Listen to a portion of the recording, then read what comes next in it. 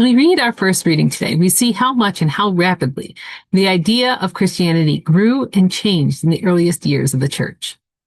In the course of a few years, the church went from the scenes we read a few weeks ago. A few dozen adults huddled together in the upper room in fear for their lives, and then seemingly giving up on the entire venture and going back to their fishing nets, to Paul heading out to Greece to preach the good news. Paul does not merely go to Greece, but Macedonia, home of Alexander the Great. Alexander, some of you will recall from Bible study, was the leader of the armies that had forced their way into the temple in Jerusalem and erected a statue to Zeus. It was in response to Alexander's armies, the Maccabees and their zealous Jewish followers had taken up arms and engaged in guerrilla warfare. The holiday of Hanukkah was a celebration of the retaking of the temple from Alexander and his army and the cleansing and rededication that had followed. When the Romans arrived on the scene and crushed the Greeks, the people of Judea and Galilee cheered the Romans as liberators. A fact that by the time of Jesus was downplayed, as the Romans eventually became worse than the Greeks. But by going to Macedonia, Paul was not merely going to preach to diaspora Jewish communities or to some group of Greeks who had always had a respect and interest in Judaism, but were not ready for adult circumcision. Rather, Paul was setting off into the heart of the beast. God's love through Jesus was open to the Greeks of Macedonia, then it was truly open to all. And this openness is confirmed in the person of Lydia of Thyatira, a city not in Macedonia, but rather from modern-day Turkey. Lydia, whose feast day was this past week, was involved in the purple cloth trade. Now, today we have access to all kinds of artificial dyes and colors beyond the rainbow. But in the ancient Mediterranean world, purple was hard to come by. The only ones to successfully develop techniques for dyeing wool and linen purple were from modern-day Turkey and Lebanon.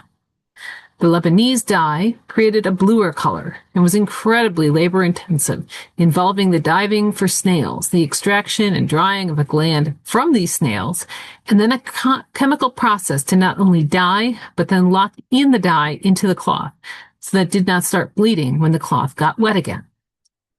Because it was so expensive, this dye was reserved only for the emperor and those closest to him. But there was a redder dye that, while less labor-intensive, involved the harvesting of a root that grew only in the area around Thyatira, Turkey.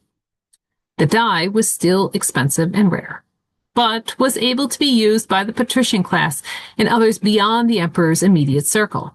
And it was this dye and the trading of cloth made with it that Lydia would have been involved in. Indeed, it seems that Lydia had emigrated to Philippi of Macedonia to ensure that the cloth was being properly transported from her hometown of Thyatira to Rome, and that pieces were not going missing along the way, and that any cloth that was being sold in Macedonia itself was properly accounted for and authentic. Well, again, not quite the quality of Tyrian purple. The Thyatiran purple was still a luxury item that commanded a very high price. And as such, Lydia, a woman whose husband was either dead or never existed in the first place, was able to head a household on her own. And Lydia's home became the center of the Philippian community.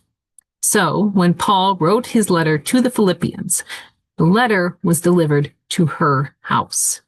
And her home, as the church in Philippi, also served as a way station, a post office and an inn for letters going back and forth from one Christian community to another, with her work as a merchant serving to transport the letters. Without Lydia, Paul's mission would have died with him.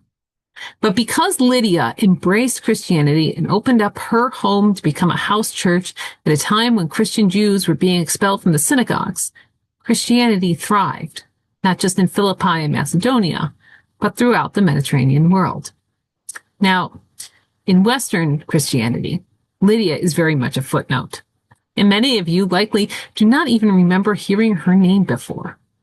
But like with Mary Magdalene, in Eastern Christianity, Lydia is regarded on par with the apostles for the importance she had in spreading the gospel.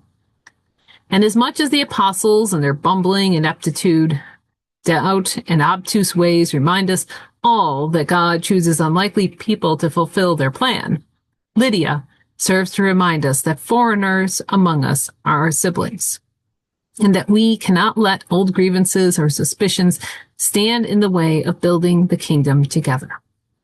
Lydia teaches us to put aside prejudice and embrace God's way of love and peace. Each of us is important. Each of us is the image of God, and each of us has a role to play in God's kingdom. Amen.